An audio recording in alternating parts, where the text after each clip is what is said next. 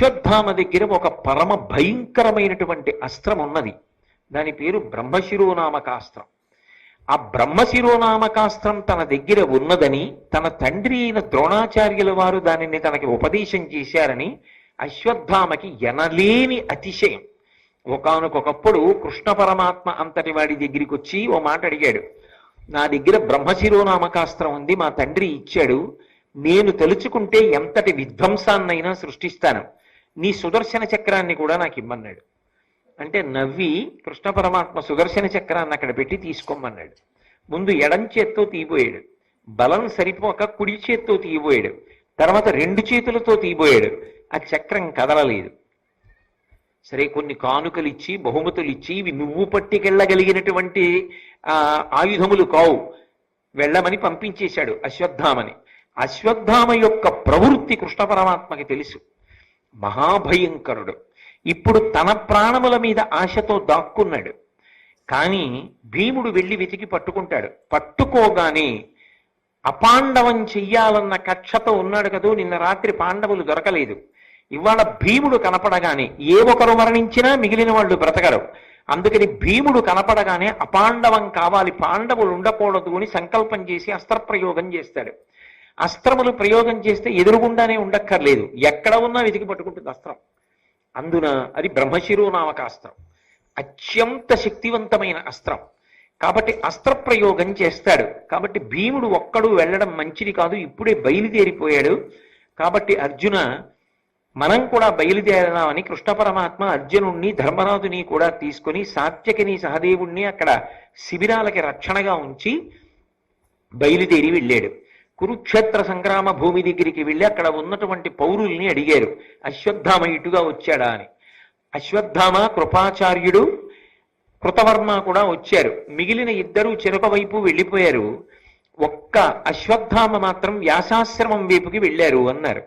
వ్యాసాశ్రమం దగ్గరికి వెళ్ళేటప్పటికి నక్షత్రములతో కూడుకున్నటువంటి చంద్రుడు ఎలా ఉంటాడో అలా అనేక మంది విద్వాంసుల యొక్క సమూహం మధ్యలో వ్యాసుడు తపస్సు చేసుకుంటూ ఉన్నాడు.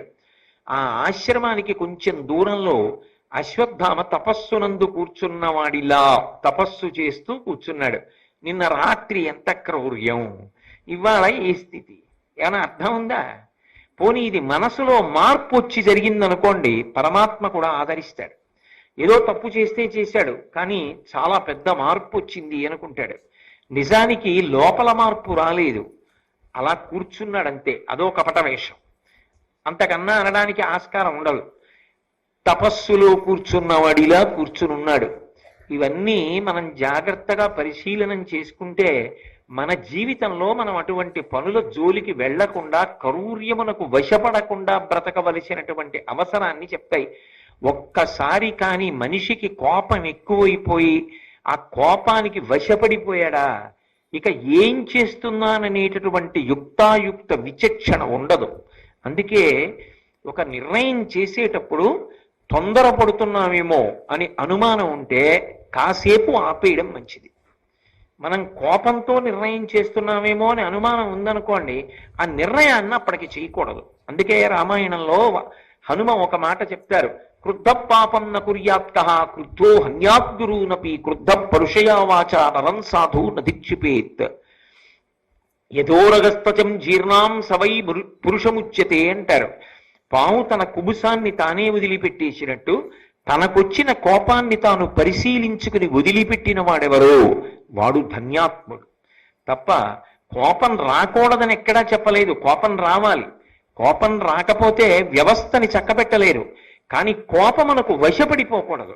కోపానికి మీరు వశపడిపోలేదు అని గుర్తేమిటంటే, మీరు చేసేటటువంటి వివేచనలు, మీరు చేసేటటువంటి ఆలోచనలు ఉద్రేకం ఉండదు, పరిశీలనం ఉంటుందంతే. ఆ పరిశీలనమునందు నిలదొక్కున్నంత కాలం, ఆ హద్దు దాటిపోనంత కాలం మనిషి స్వస్థతతో ఉంటాడు. కాదని క్రోధమునకు వశపడిపోయాడు అనుకోండి, ఏమి చేస్తున్నాడన్న దానితో ఇక సంబంధం ఉండదు, అదొక ఉగ్రభూతం అయిపోతాడంతే. చేసినప్పుడు సంతోషంగా ఉంటుంది, చేసేస్తాడు. కానీ తరువాత మాత్రం జీవితం చాలా భయంకరంగా ఉంటుంది. చేసిన తప్పిదం క్రోధం వచ్చి ఒక్కసారి చేయడం తేలిక, కానీ ఆ తరువాత జీవితం అంతా కూడా ఎంత విచారించినా ఉపయోగం ఉండదు. అందుకే మనిషి మొట్టమొదట పరిశీలించుకోవలసింది అసూయని. ఆ అసూయ కానీ లోపల ప్రబలింది అంటే అసూయలోంచి ఖచ్చితంగా అవతల వాణ్ణి పాడు చేద్దామనేటటువంటి ఒక పరమ భయంకరమైన ఆలోచనతో కూడుకున్నటువంటి ప్రణాళిక, కుతంత్రము, కుట్ర, క్రోధము విజృంభిస్తాయి. దాని చేత ఎంతటి పాపానికైనా సమకడతాడు. అశ్వత్థామ వృత్తాంతం మనకి దీన్నే చెప్తుంది.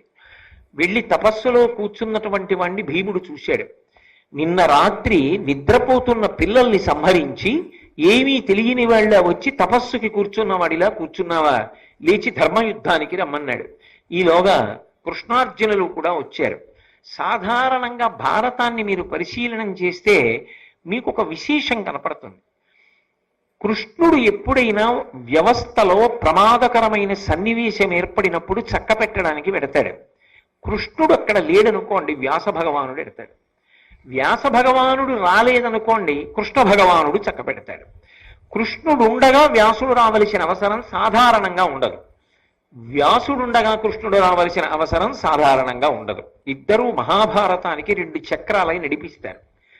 కానీ ఈ సన్నివేశంలో కృష్ణుడు అర్జునుణ్ణి ధర్మరాజుని కూడా తీసుకుని వచ్చాడు. వెంటనే అశ్వత్థామ ఉత్తర క్షణం లేస్తూ మళ్ళీ క్రోధం విజృంభించింది. నన్నేం చేసేస్తారో అన్న బాధలో ఒక క్షణం ఆలోచించకుండా, కనీసం అవతల వాళ్ళు మాట్లాడే అవకాశం ఇవ్వకుండా అపాండవమగుగాక అని సంకల్పం చేసి బ్రహ్మశిరోనామకాస్త్రాన్ని విడిచిపెట్టేశాడు. అస్త్రాన్ని విడిచిపెట్టడానికి పక్కన ఆయుధం ఉండక్కర్లేదు. అస్త్రము అంటే మంత్రశక్తితో పనిచేస్తుంది. రామాయణంలో ఓ గడ్డి పరక మీద బ్రహ్మాస్త్రాన్ని సంధిస్తాడు రామచంద్రమూర్తి. అలాగే అశ్వత్థామ కూడా ఒక రెల్లు గడ్డి పరక మీద బ్రహ్మశిరోనామకాస్త్రాన్ని అభిమంత్రించి విడిచిపెట్టాడు. ఆ అస్త్రం భయంకరమైనటువంటి స్వరూపంతో అర్జునుడి మీదకి వెళ్ళిపోతోంది. అంటే పాండవులందరినీ తెగటార్చేస్తుంది. పాండవులు ఏమిటి? పాండవ సంతతి అన్నది ఇక భూమి మీద ఉండదు. అపాండవం, పాండవుల నలుసు అన్నది ఉండడానికి వీల్లేదు. మరి కౌరవులందరూ వెళ్ళిపోయారుగా, అది కక్ష ఆయనకి. అపాండవం అయిపోవాలని వేసేశాడు బ్రహ్మశిరోనామకాస్త్రం. వెంటనే కృష్ణ పరమాత్మ చూసి అన్నాడు, అర్జున, ఇది పరమ భయంకరమైనటువంటి అస్త్రం. మీ అన్నదమ్ములు 5గురిని కూడా తుదముట్టించేస్తుంది. అక్కడతో ఆగదు. పాండవ సంతతి కూడా మిగలదు. కాబట్టి వెంటనే ఈ అస్త్రాన్ని నువ్వు నిరోధించాలి అంటే వేరొక అస్త్రం పనిచేయదు. నువ్వు కూడా బ్రహ్మశిరోనామకాస్త్రాన్ని ప్రయోగించాలి. అటువంటి అస్త్రం ఒక్కటి వేస్తేనే యావత్ భూమి తల్లడిల్లిపోతుంది. మనం ఈ మధ్య కాలంలో 1942లో జరిగిన 2వ ప్రపంచ యుద్ధ కాలంలో ఉపయోగించబడినటువంటి అనేకమైన మారణాస్త్రముల గురించి వింటే 1942లో జపాన్లో ఉన్న హిరోషిమా నాగసాకీల మీద వేసినటువంటి అణుబాంబు యొక్క ప్రభావం ఇప్పటికీ పోక అక్కడ అంగవైకల్యంతో రోగాలతోటి జనులు ఉద్భవిస్తారు అంటే, అక్కడ పుడుతూ ఉంటారు అంటే, ఈ కాలంలో శాస్త్రవేత్తలు కనిపెట్టినటువంటి అనేక రకములైన మారణాయుధాలే అంత శక్తివంతములై ఉంటే, ఇక మంత్రపూరితములైనటువంటి అస్త్రములు ఎంత శక్తిని ప్రభవింపచేస్తాయి? భూమి తల్లడిల్లిపోయి పర్వతములు ఘూర్నిల్లి సముద్రములు తిరుగుడు పడిపోతాయి ఒక బ్రహ్మశిరోనామకాస్త్ర ప్రయోగానికి.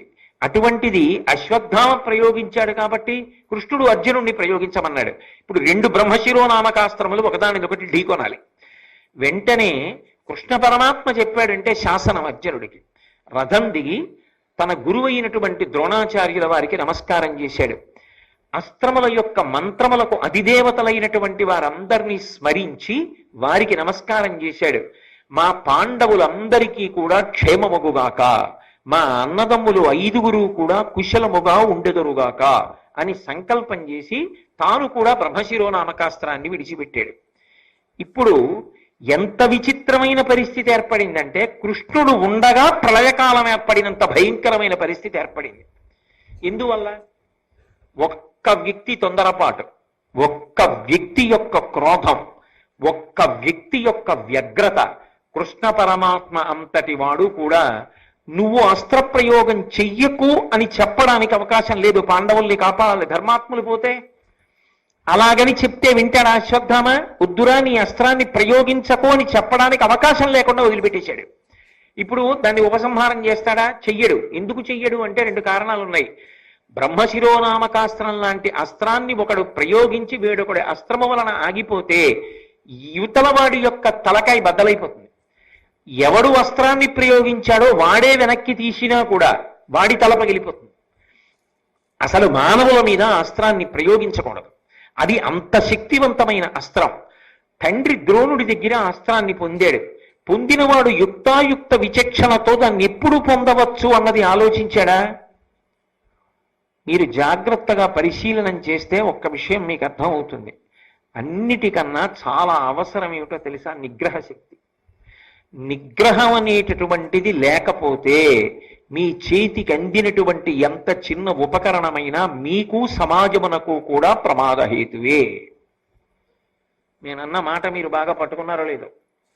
ఒక సెల్ ఫోన్ చాలు ప్రమాదాన్ని సృష్టించడానికి. 2 చక్రాల వాహనం మీద వెడుతూ నీకు ఎవరైనా ఫోన్ చేస్తే మెడ తెగిపోయిన కోడి పెట్టలా భుజం మీద పెట్టుకుని ఇలా మాట్లాడుతూ నువ్వు దాన్ని నడపక్కర్లేదు.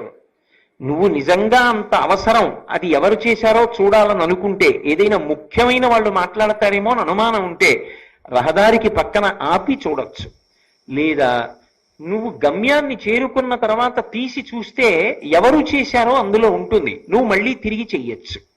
ఇది కాదని 2 చక్రాల వాహనం మీద వెడుతూ సెల్ ఫోన్ చెవి దగ్గర పెట్టుకుంటే అది సాంకేతికమైన పరిజ్ఞానం తప్ప, సెల్ ఫోన్ వాడడం తప్ప, సెల్ ఫోన్ వాడేవాడికి యుక్తాయుక్త విచక్షణ నిగ్రహము లేకపోవడం కారణమా? ఎక్కడ ఏది వాడాలో ఎప్పుడు వాడాలో వాడికి చేత కాదు. ఆ విజ్ఞత లేని వాడి చేతికి చిన్న ఉపకరణం వచ్చినా అది ప్రమాదమే. అందులో ఓ కెమెరా ఉందనుకోండి, అవతలవాడిని ఒకసారి మనం చిత్రం తీసుకోవాలి అంటే వాళ్ళ అనుమతి అడగాలి. అది మర్యాద. అక్కర్లేదు, మన దగ్గర సెల్ ఫోన్ ఉంది కాబట్టి ఫోటో తీసేయడమే.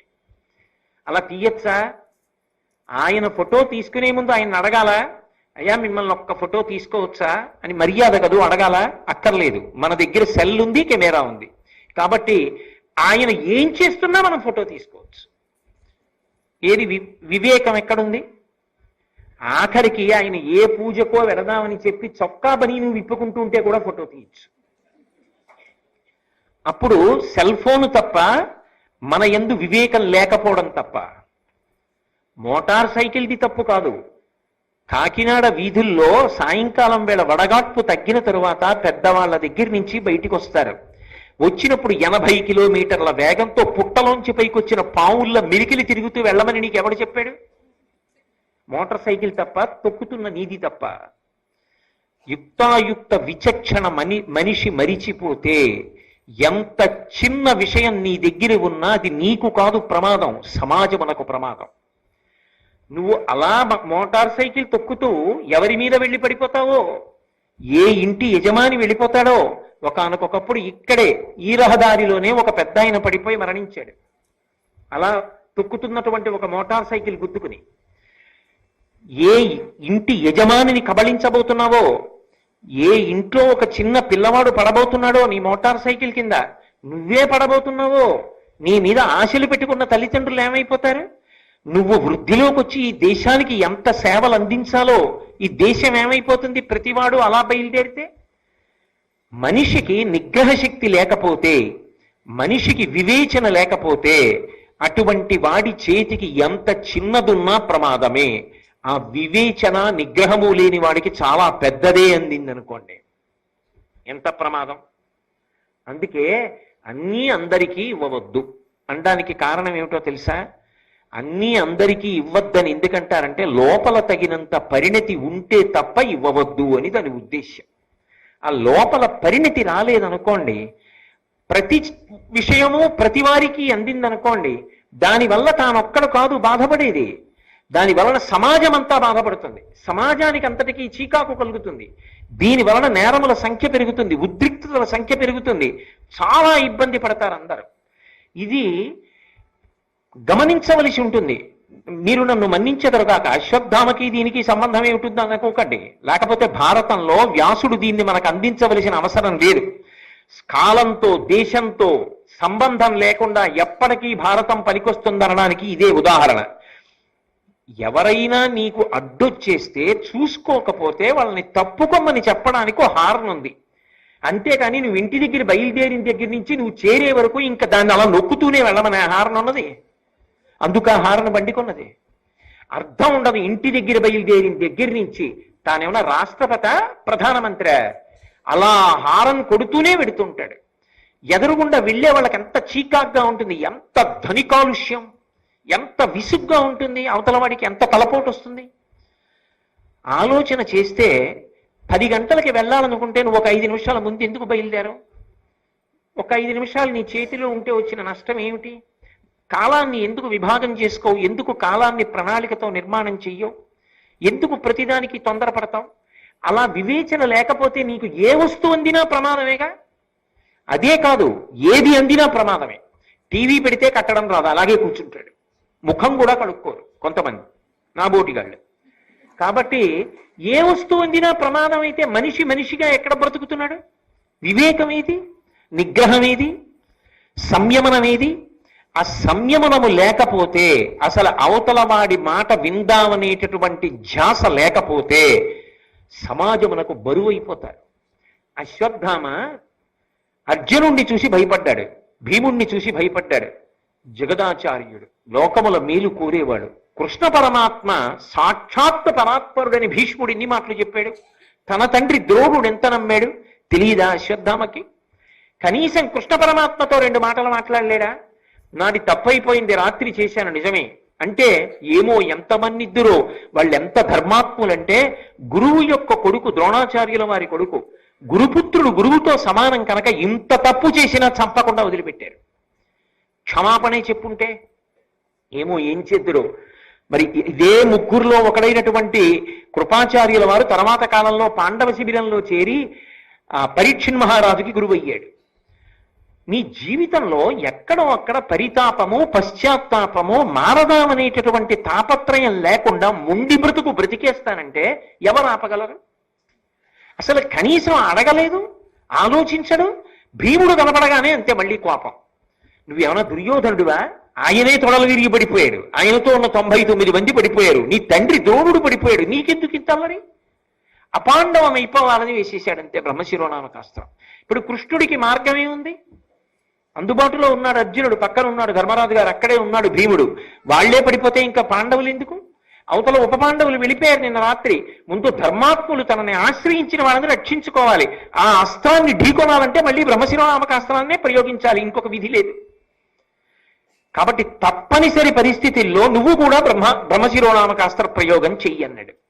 ఇప్పుడు ఒక వ్యక్తి క్రౌర్యం ఎంత దూరం వెళ్ళిపోయిందంటే సమస్త ప్రపంచము సంక్షోభంలోకి వెళ్ళిపోయింది. ఇంత సంక్షోభంలోకి వెళ్ళిపోతే లోకముల యొక్క హితాన్ని కోరుకునేటటువంటి మహాత్ములు ఇప్పుడు ఉంటారు. నారదుడు పరుగున వ్యాసుల వారి దగ్గరికి వచ్చాడు. అయ్యయ్యయ్యో, ఇంత కురుక్షేత్ర సంగ్రామం అయిపోయిన తర్వాత 2 బ్రహ్మశిరోనామకాస్త్రాల్ని ప్రయోగించారు. మీ ఆశ్రమం ముందే జరిగింది, రండి అన్నాడు. ఇద్దరూ గబగబా బయలుదేరారు.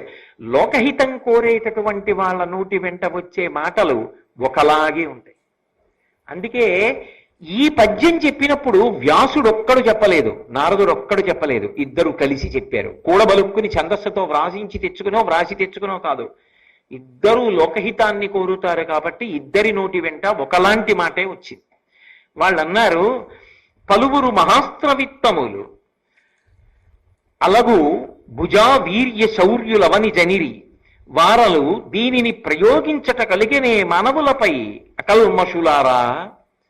ఏమయ్యా అర్జున, ఏమయ్యా అశ్వత్థామ, ఇంతకు ముందు లోకంలో ఎంతమంది మహావీరులు రాలేదు, ఎంతమందికి అస్త్రములు తెలిసిన వాళ్ళు లేరు.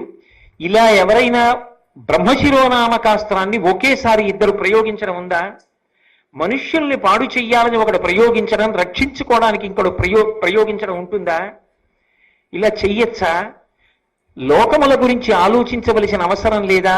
ఎంత పెద్ద ఉత్పాతములు ఉత్పల్లితున్నాయో చూడండి. కాబట్టి అర్జున, నువ్వు నీ అస్త్రాన్ని ఉపసంహారం చేసేసేయ. ఆయన పరమధర్మాత్ముడు. నిజానికి బ్రహ్మశిరోనామకాస్త్రాన్ని ఒకసారి ప్రయోగించిన తరువాత వెనక్కి తీశారనుకోండి, ఉపసంహారం చేస్తే దానికి తగిన ఆహారం దొరకలేదు కాబట్టి ఎవరు ప్రయోగించి ఉపసంహారం చేశాడో వాడి తల బదలు కొట్టేస్తున్నారు. కాబట్టి ఇప్పుడు ఎవరికి ప్రమాదం? అర్జునుడికి ప్రమాదం. కృష్ణుడు ప్రయోగించమన్నాడు, వ్యాసుడు నారదుడు ఉపసంహారం చేయమన్నాడు. అర్జునుడు ఏం ఆలోచించాడంటే, నేను లోకముల యొక్క ప్రయోజనం కోసం పెద్దలైనటువంటి వ్యాస నారదాదుల యొక్క మాట మన్నించి ఉపసంహారం చేస్తున్నాను. అది నన్ను ఎందుకు అపకారం చేస్తుంది? దాని లక్షణం అది కావచ్చు, కానీ విశాల ప్రయోజనము కొరకు నేను నిలబడినప్పుడు, పెద్దల మాట ఆదరించినప్పుడు అది నన్ను చెరకడానికి వీల్లేదు. కాబట్టి ఆయన ఉపసంహారం చేశాడు. ఆశ్చర్యం ఏమిటంటే, అది అర్జునుణ్ణి ఏమీ చెయ్యకుండా శాంతించింది. శాంతిస్తే వెంటనే ఒక విషయం అన్నారు సౌప్తిక పర్వంలో, తపమును బ్రహ్మచర్యమును దానము సత్యము కల్గు ఆ సురాధిపతనయుండు తక్క సముదీర్ణముగా నిగిడించి అమ్మహోగ్రపు మహితాస్త్రముండ్లుకును రాదు మగుడ్బడగా అట్టి భంగి భూమిపతులు కాదు దేవతలు మెకొనజాలరు కౌరవీశ్వర. సంజయుడు చెప్తున్నాడు ధృతరాష్ట్రుడితోటి, నిజానికి దేవతలు కూడా ఇటువంటి అస్త్రాన్ని ప్రయోగిస్తే ఇక ఉపసంహారం చేయలేరు. అర్జునుడు చెయ్యగలిగాడు అంటే, చేసి బ్రతకగలిగాడు అంటే ఆయన చేసినటువంటి తపస్సు. తపస్సు అన్న మాటకి నేను అర్థం చెప్తున్నాను కదా, నిన్నటి నుంచి చెప్తున్నాను, ధర్మమునందు అనురక్తి. ఆయన ధర్మానురక్తి, ఆయనకి పెద్దల పట్ల ఉన్న గౌరవం, బ్రహ్మచర్యమును ఇంద్రియములను నిగ్రహించగలిగినటువంటి శక్తి, దానము, ఏ ప్రయోజనాన్ని అపేక్షించకుండా ఇతరుల యొక్క సంతృప్తి కొరకు, సంతోషము కొరకు, సమాజ హితము కొరకు తాను త్యాగం చెయ్యడం, తాను విడిచిపెట్టడం తన దగ్గర ఉన్నదాన్ని. అటువంటి దానము, సత్యము, ఒక మాట అంటే దానికి కట్టుబడి ఉండగలగడం, అటువంటి సత్యము కలిగినటువంటి ఆ సురాధిపతనయుడు దక్క, సురాధిపుడైనటువంటి ఇంద్రుడి యొక్క కుమారుడైనటువంటి దేవేంద్రుడు తక్క ఇలా బ్రహ్మశిరోనామకాస్త్రాన్ని ఉపసంహారం చెయ్యడం అనేటటువంటి ప్రక్రియ అన్యులకు సాధ్యమే. ఎవరైనా చేయగలరా? దేవతలు కూడా చెయ్యలేరు. కాబట్టి ఇప్పుడు అర్జునుడు ఉపసంహారం చేశాడు. చేసి గబగబా వ్యాసుల వారి దగ్గరికి వెళ్ళి ఒక మాట అన్నాడు, అయ్యా మీరు పెద్దలు, పూజ్యులు, మా వంశమునకంతటికీ పెద్దవారు, మీరు చెప్పారు, నేను ఉపసంహారం చేశాను, కానీ అశ్వత్థామ ఉపసంహారం చేయలేదు, అపాండవమని కోరాడు.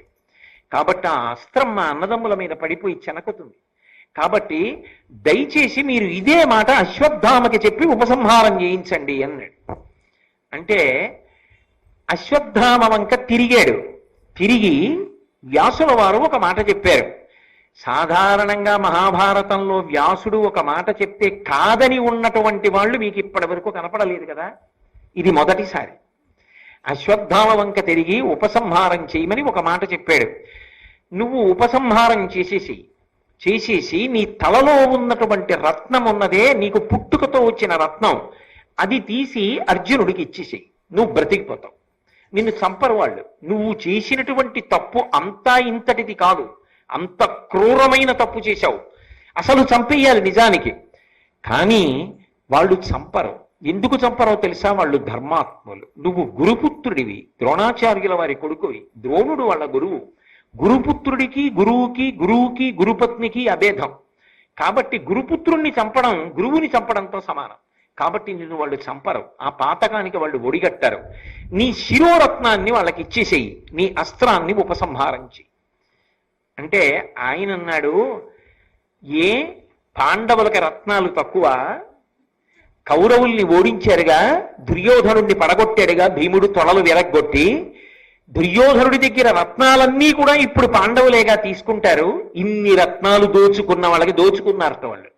ఇన్ని రత్నాలు దోచుకున్న వాళ్ళకి నా రత్నం ఒక్కటి తక్కువైందా, ఇదొక్కటి ఎందుకు ఇవ్వాలి అని తను బ్రతకడం కష్టం కదా మరి ఇవ్వకపోతే.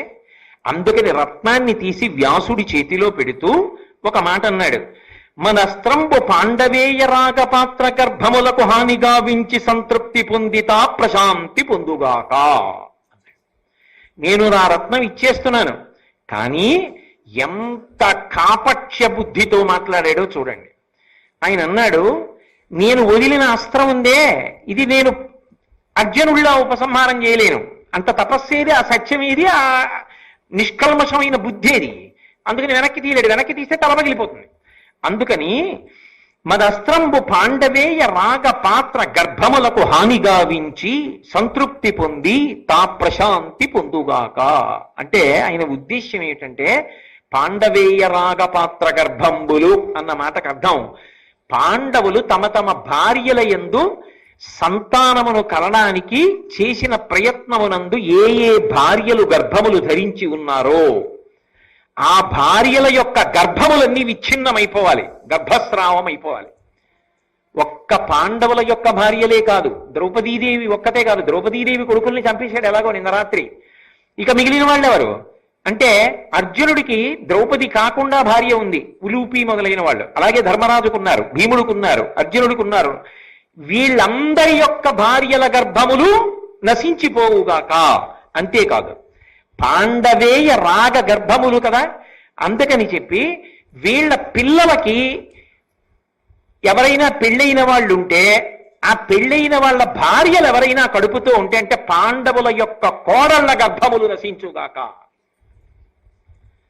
పాండవుల భార్యల గర్భం పోయిందనుకోండి, అది వాళ్ళ వరకే బాధ.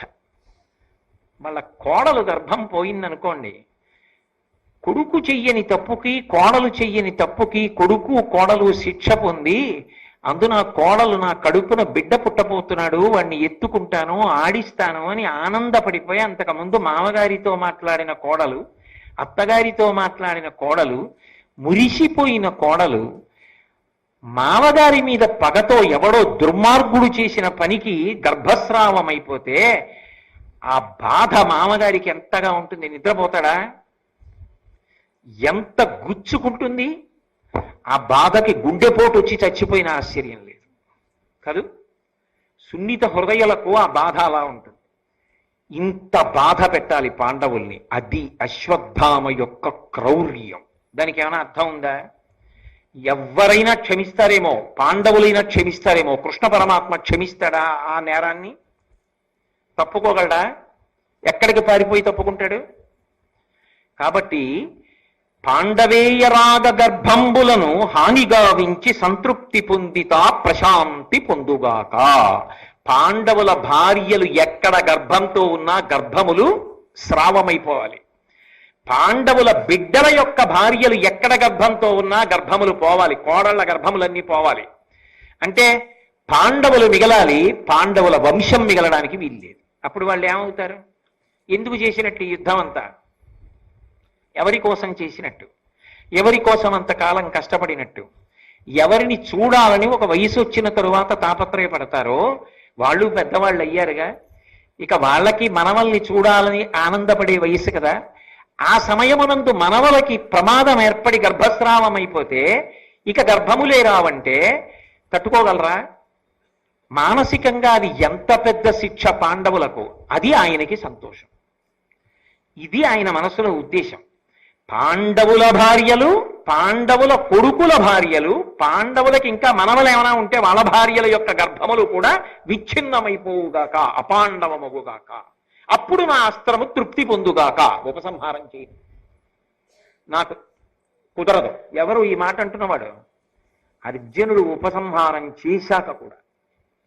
అసలు నిజానికి ఏమైనా తప్పు ఉందా అర్జునుడిది? ఏమైనా తప్పు ఉందా పాండవులది? ఏమైనా వాళ్ళు చేసిన తప్పు కనపడుతోందా? ఏ తప్పు లేకపోయినా, వాళ్ళు చేసిన తప్పు లేకపోయినా వాడికి అనిపించింది వీళ్ళు తప్పు చేశారని. వాడికి అనిపించింది కాబట్టి శిక్ష వేసేశాడు.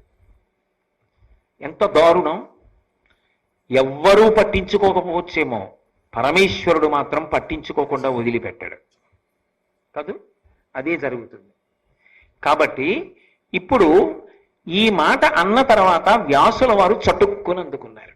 అందుకని ఆయన అన్నారు, అనవిని కృష్ణద్వైపాయనుడు అట్టులు చేయుము ఒంటి కాసపడకుమి అని పలుక, ఆ పలుకంగనియను తన పలుకు తప్పుగా అతడు మదిన్. వెంటనే వ్యాసుల వారు అన్నారు, అక్కడతో తృప్తిపడు. అంటే ఆయన ఉద్దేశ్యం ఏమిటి? పాండవేయ రాగపాత్ర వాళ్ళ ముందు అసలు ఏ తప్పు చేశాడని ఆయన అలా నిలబడాలి? వీళ్ళు ధర్మానికి కట్టుబడినందుకు అలా నిలబడాలి. కాబట్టి వాళ్ళ కోడళ్ల గర్భములు స్రావం అవ్వడానికి అంగీకరించారు. పాండవుల యొక్క భార్యల గర్భములు స్రావం అయిపోతాయి. ఈ అస్త్రానికి ఫలితం ఉండాలి కాబట్టి నేను ఉపసంహారం చేయలేను అంటే తెలుసంటావా? నీ క్రౌర్యానికి అంతవరకు భోజనం పెట్టేస్తాం. పోని పాండవేయ రాగపాత్ర గర్భంబులు విచ్ఛిన్నమగుగాక, దాని చేత నీ అస్త్రము సంతృప్తి పొందుగాక, అది దాటకు సుమా అన్నాడు. వెంటనే అశ్వత్థామకు అర్థమైంది వ్యాసుడు ఎక్కడ పట్టుకున్నాడు. ఎందుకనంటే ఉప పాండవుల్ని చంపేశాడుగా, వంశానికి ఎవరు? ఇంకా ఇప్పుడు ఉత్తరం ఒక్కతే గర్భంతో ఉంది. ఉత్తరా గర్భమునందు ఒక్క పిల్లవాడు పెరుగుతున్నాడు అంటే ఆ పిల్లవాడిని చంపేస్తాడనమాట. అది అర్జునుడి యొక్క కోడలి గర్భము స్రావమైపోవాలి. ఎందుకంత కక్ష అర్జునుడి మీద అంటే ఆ అర్జునుడు కదా మరి యుద్ధంలో నిలబడి శత్రువుల్ని ఎక్కువ మందిని తెగటార్చాడు. ఆయన ఎందుకు తెగటార్చాడు? ధర్మం కోసం తెగటార్చాడు. ఆయనే స్వార్థం కోసం తెగటార్చలేదు, ధర్మం కోసం తెగటార్చాడు. ధర్మం కోసం నిలబడిన వాడి మీద అధర్మాత్ముడికి ఎందుకు కక్ష ఉంటుందంటే కారణం ఉండదు, ఇదే ఉంటుంది. అసూయ చేత క్రోధము చేత ఉంటుంది తప్ప వేరు కారణాలు ఉండవు. దానికి వాడే క్రోధం, వాడే తీర్పు, వాడే నేరం, వాడే ఏదైనా చేసేస్తాడంతే. కాబట్టి ఇప్పుడు అశ్వత్థామనుకున్నాడు, అమ్మా నా తప్పు పట్టుకున్నాడు రా వ్యాసుడు, పాండవుల యొక్క భార్యల గర్భములు స్రావమవ్వాలి తప్ప పాండవుల యొక్క పిల్లల గర్భములు స్రావం, పిల్లల యొక్క గర్భములు అంటే పిల్లల యొక్క కోడళ్ల గర్భములు స్రావం అగుకుండుగాక, అక్కడ వరకే ఆగు అంటున్నాడు.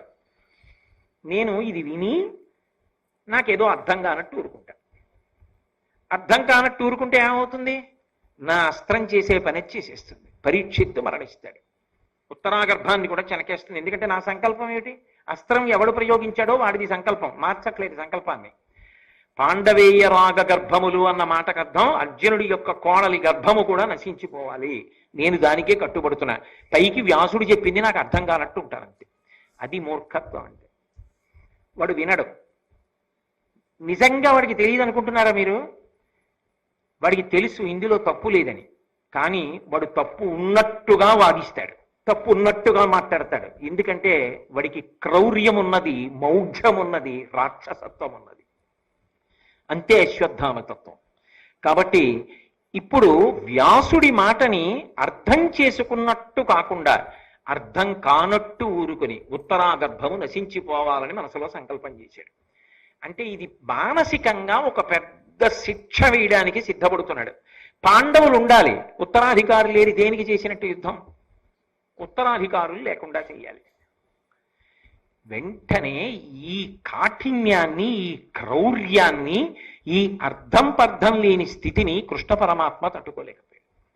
ఆయన వెంటనే రథం దిగన్నాడు, నువ్వు పాండవేయ రాగ గర్భములను చెనకవద్దని వ్యాసుడు చెప్తున్నా వినకుండా నేను అలా అనుకోవట్లేదని మనసులో అనుకుంటున్నావు, నాకు తెలియదు అనుకుంటున్నావు. నాకు అన్నీ తెలుసు.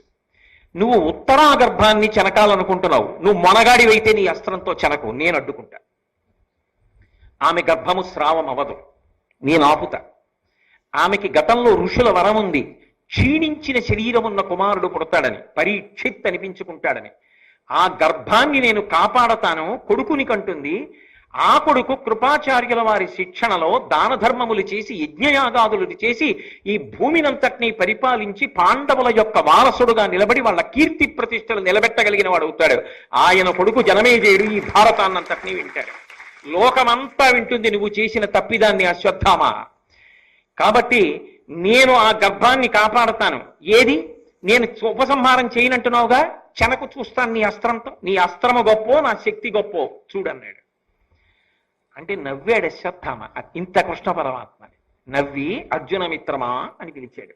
ఎంత ఎగతాళ్ళో చూడండి. మూర్ఖత్వానికి, రాక్షసత్వానికి, క్రోధానికి హద్దే ఉంటుందండి. అర్జున మిత్రమా, అర్జునుడి యొక్క కోడలి గర్భాన్ని కాపాడుతానంటున్నావుగా, కాపాడుకో చూస్తాను నా అస్త్రం నుంచి అన్నాడు. ఇంత కృష్ణుడికి, ఇంత దైవానికి, ఇంత పరిపూర్ణావతారానికి ఒళ్ళు మండిపోయింది. మండిపోదండి అధర్మానికి? మండిపోయి ఆయన అన్నాడు, నువ్వు ఒళ్ళు మండిపోయి తగలబడిపోతున్నంత బాధతో 3000 సంవత్సరములు ఈ భూమి మీద నిస్సహాయుడిగా తిరుగు. చిరంజీవిత్వం ఉందిగా, అలా అనుభవించా చిరంజీవిత్వాన్ని. 3000 సంవత్సరములు నిస్సహాయుడవై ఉండాలి. నీ ఒళ్ళంతటి నుంచి కూడా దుర్గంధభూయిష్టమైన నెత్తుటి కంపు వస్తూ ఉండాలి. ఆహారము దొరకక మండిపోతున్న ఒంటితో 3000 సంవత్సరములు ఏకాకివై తిరుగువు అన్నాడు.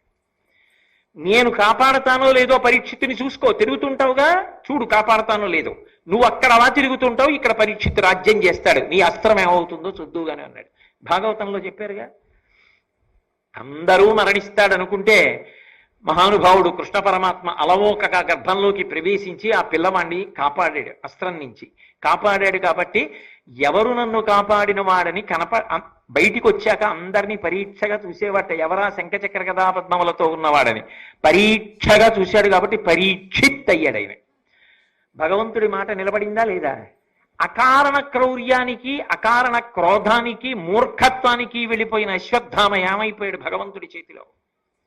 ఏమైంది ఆయన చిరంజీవిత్వం? ఇది ఒక మనిషి ఎలా బ్రతకాలో నేర్పేటటువంటి ప్రధానమైనటువంటి అంశం భారతంలో.